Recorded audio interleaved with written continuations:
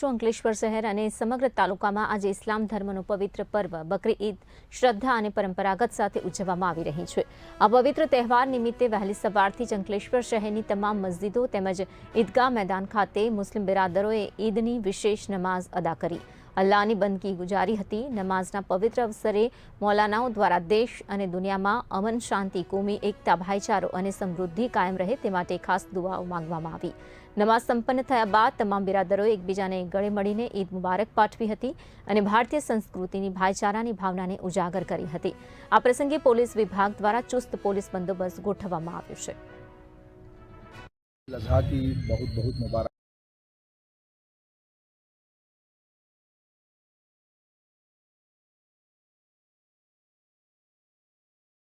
जना इब्राहीम इस्माइल और हज़रत मोहम्मद सल्लल्लाहु अलैहि वसल्लम की ज़िंदगी से हमको है कि बच्चों को अपने माँ बाप का फर्माबरदार होना चाहिए और तन मन धन से अपने मालिक को राज़ी करने, अपने रब को, अपने अल्लाह को राज़ी करने की कोशिश करना चाहिए।